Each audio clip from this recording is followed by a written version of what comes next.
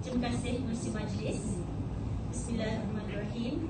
Yang dihormati pada semua hadirin, Assalamualaikum dan salam sejahtera. Saya Cikgu Fatimah binti Haji Ulu, guru matematik dari SMK Seri Kualang Kemerluk Pahang. Pada pagi ini, saya diamanahkan untuk membuat satu pembentangan kajian tindakan saya yang bertajuk Kaedah NEPO meningkatkan keupayaan murid tingkatan 2 dalam menyelesaikan masalah operasi asas algebra di Semestu. Semestu adalah singkatan bagi SMK Seri Kualang. Semasa pengajaran tajuk ungkapan algebra, selepas habis sesi pengajaran tajuk tersebut, saya cuba menguji murid saya berkaitan dengan penguasaan mereka dalam asas algebra. Namun, didapati murid ini masih terdapat yang sangat lemah. Contohnya 3x tambah 2x. Masih ada yang memberikan jawapan 5x kuasa 2 ataupun 6x. Maka dengan itu, saya risau mereka akan mengulang kesalahan itu untuk soalan-soalan yang seterusnya. Jadi sebelum saya mengambil tindakan lanjut, saya cuba melihat kembali penguasaan mereka bagi tajuk integer. Integer adalah tajuk yang pertama bagi tingkatan 1. Saya cuba uji dengan soalan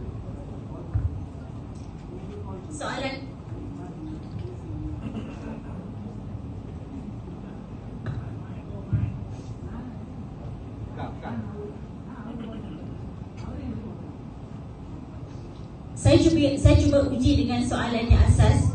Contohnya negatif 2 tambah 3 tolak 5. Soalan ini bukan ungkapan algebra kerana tidak ada huruf di situ, tidak ada ABCD sampai Z. Jadi saya menunggu murid saya memberikan jawapan. Ternyata masa yang saya tunggu itu saya kira agak lama.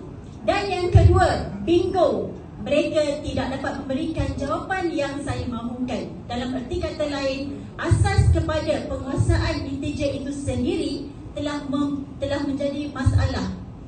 Okay, jadi di sinilah sebenarnya masalah itu bermula, bukannya daripada sebutan algebra. Sebaliknya bermula daripada integer. Semasa pengajaran juga saya lupa untuk meraihkan murid yang mempunyai pelbagai gaya pembelajaran. Contohnya murid kinestetik.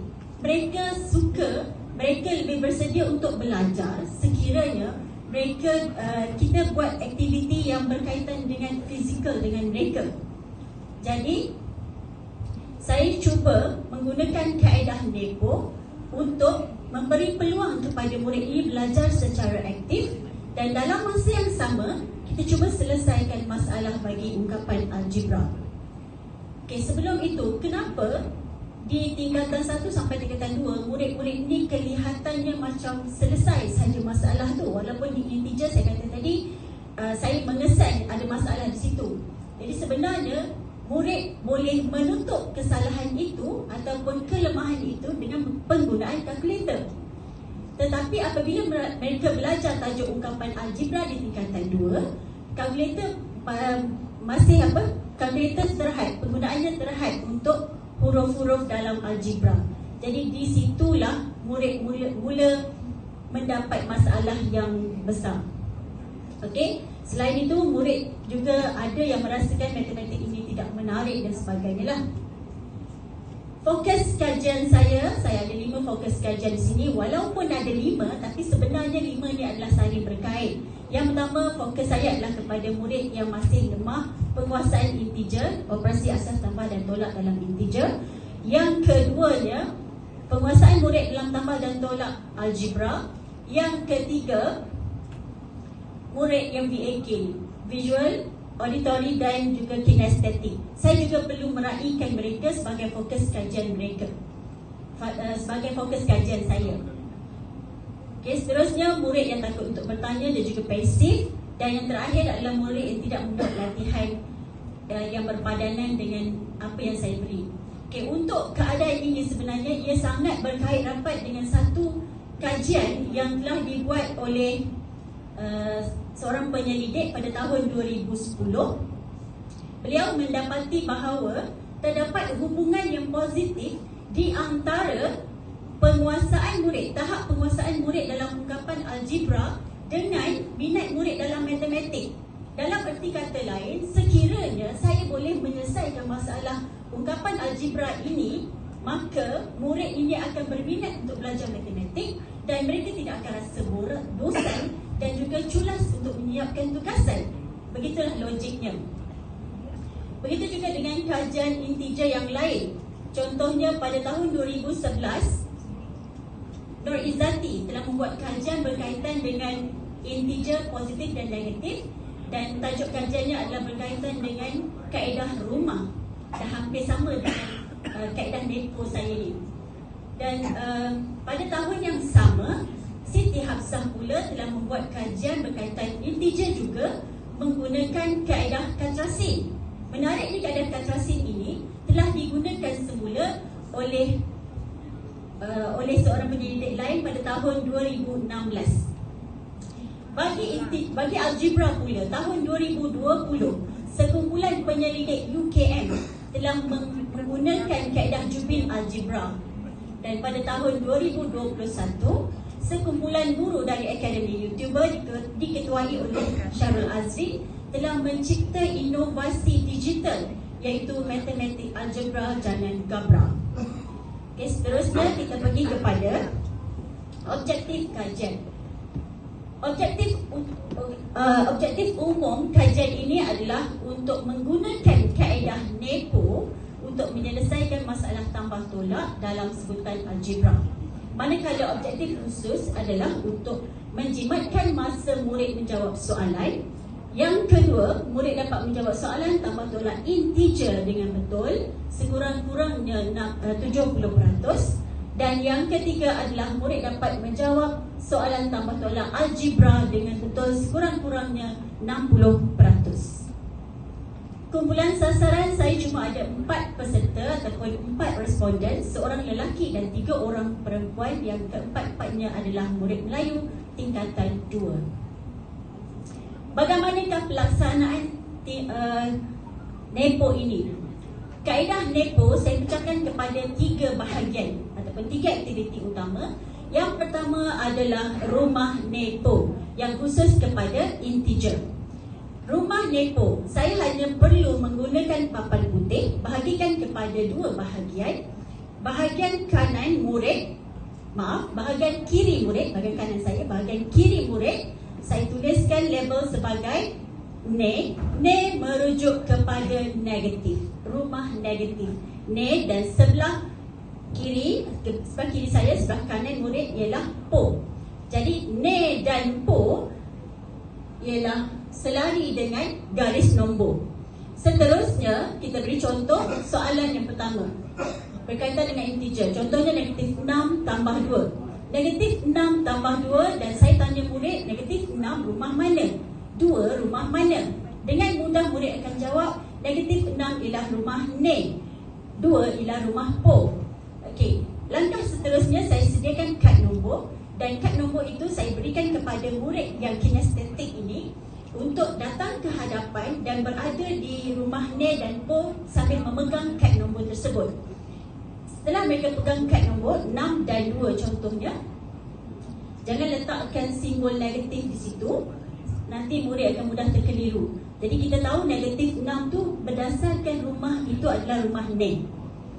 Okey, seterusnya soalan yang rangsangan seterusnya adalah kita tanya rumah mana yang besar, berapakah beza ataupun lebihnya rumah itu.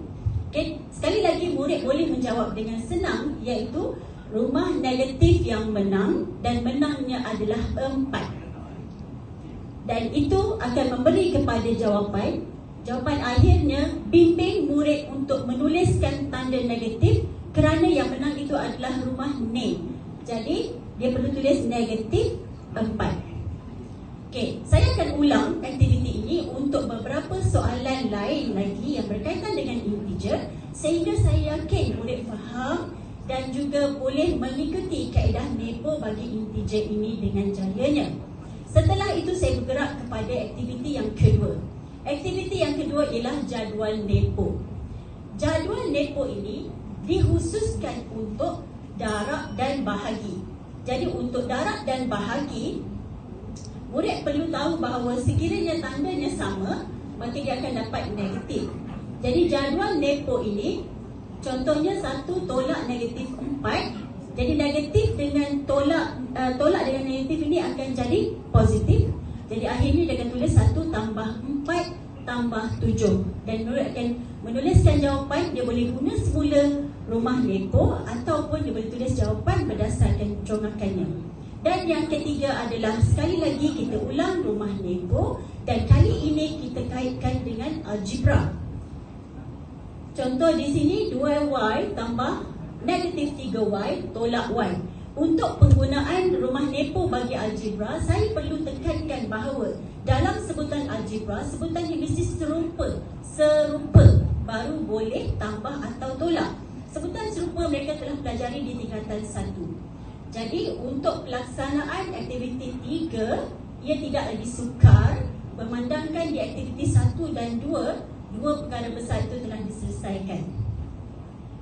Seterusnya ini adalah contoh kad yang saya gunakan, dan ini adalah latihan yang telah murid buat dalam kelas. Dapatan kajian. Alhamdulillah secara keseluruhannya setelah saya berjaya menjalankan kaedah NEPO tersebut, murid 4 responden saya berjaya menjimatkan masa mereka untuk menjawab 20 soalan yang diberi. Boleh dilihat di graf ini, carta palang warna biru dan warna oranye. Biru sebelum dan oranye itu selepas. Begitu juga dengan pencapaian mereka. Pencapaian mereka adalah menunjukkan peningkatan bagi kedua-duanya, integer dan juga algebra.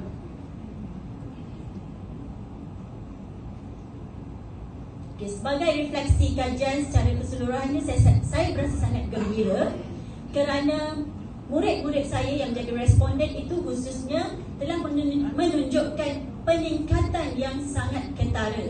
Dalam masa yang sama, murid ini juga meluahkan rasa keseronokan mereka untuk belajar matematik yang selama ini mereka selalu fikir matematik itu susah, matematik itu payah, algebra itu tak faham dan sebagainya.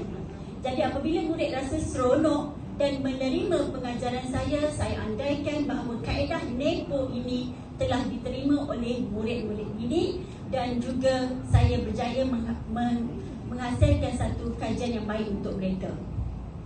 Untuk cadangan kajian seterusnya, selepas ini saya akan cuba lagi mencari aktiviti PDP kreatif dan bermakna, dan juga saya akan cari pelbagai kaedah untuk pembelajaran terbeza, differentiated learning. Setakat itu sahaja dari saya. Sekian, terima kasih.